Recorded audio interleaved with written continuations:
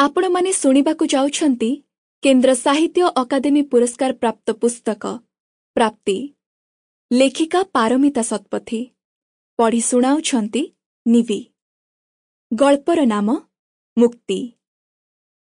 नीरवता सह निशब्दरे भाषा विनिमय करुथिले कलिका।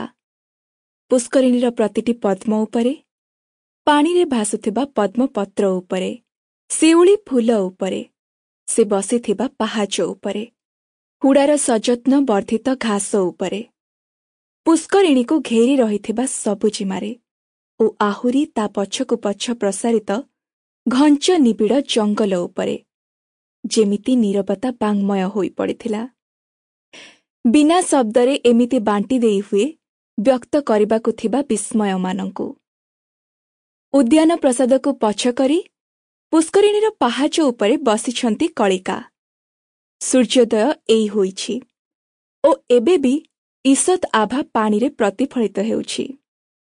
तांकु बोध हेउछि जेमिति आउ किछि नाही आगरे ओ पछरे किछि मध्य नथिला। एई शांत मुग्धकर वातावरण सह एकात्म होई जाइछंती से।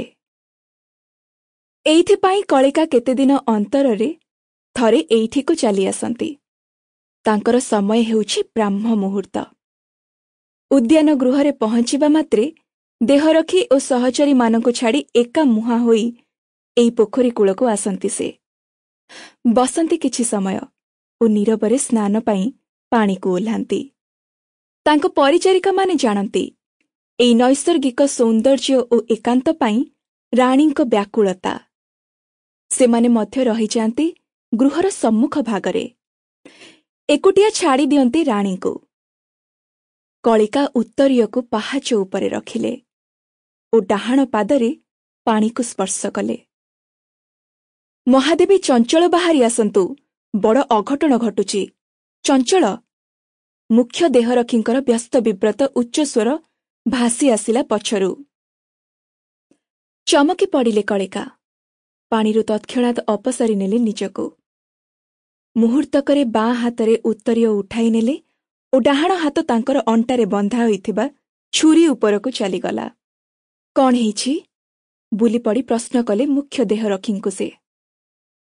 रणबीर केमिति सुराग पाई जाइछि आपणकर उद्यान विजय खबर। आमको मिलिथिबा संदेश अनुजाई से ए भितरे राज्यर उत्तर पटर जंगल रे थिबा कथा, किंतु दक्षिण पटको एवं एते दूर से ए भितरे चाली आसी पारिबो बुली आमर धारणा नथिला। से वर्तमान तार बणुआ सेनांकु नेई आमको आक्रमण करुछि। राजप्रसादको फेरिबा रास्तारे विस्फोरक खंजुछि ओ ताकु घेरी छपी रहिछि। आमे सेईपटे फेरीजिबा विपद संकुल हब। कौनसी मुहूर्तरे से आमको आक्रमण करिपारे। मुख्य रखी धई सई होई कहिले। कौन करिबा एबे? मो सहचरी माने कोउठी? आपण माने केते जण अछंती? हठात तंद्रामुक्त हेबा परि लागिला कलिकांकु ओ ए पर्यंत परिवेशर मुग्धकर प्रभाव जेमिति तांकु छाड़ी नथिला। सेमानंकु एक निरापद ग्रामकु पठाइबार व्यवस्था होई सारिछि। सेमाने वर्तमान बाहारुथिबे। रणबीरर मुख्य लक्ष्य आपण महादेवी। दयाकरी प्रस्तुत हुअन्तु। आपणଙ୍କୁ एई मात्र मो सह बाहरी जिबाकु हेब। मुख्य रखी विनयर सह कहिले। किंतु सेमानंकर निरापत्ता कथा बुझा जाइछि ना नाही? तांकु तो मु एइठी छाड़ी देई जाई पारिबि नाही। कलिका व्यस्त होई पड़िले। विव्रत हुअन्तु नाही महाराणी। सेमाने अनेक समयरु बाहरी कलेनी। वर्तमान ग्रामर पाखापाखी होई जिबेनी। सेठारे सेमानंकर गोपनीयतार समस्त व्यवस्था होईछि। आपणको मध्य विपद पड़िले सेई ग्रामको नेई जिबा कथा थिला आमर। किंतु भय हेउछि आमर एमिति एकांत गस्तर संधान जेतेबेले रणबीर पाई सारिछि आमको अन्य उपायर आश्रय नबाकु पड़िब। आमर चर अन्य बुलाणी रास्तारे अधिक सैन्य पाई राजप्रसाद आभिमुख्ये बाहरी गलेनी। खूब शीघ्र आमे सेपटरु साहाय्य पाइबा। मोर आशंका सेई समय भितरे रणबीरर अतर्कित आक्रमणरे कौनसी अघटन न घटू। विकल्प पाई पुष्करिणी पछपटरे गोटिए गोपनीय द्वार तियारी होइथिला। Sample complete. Ready to continue?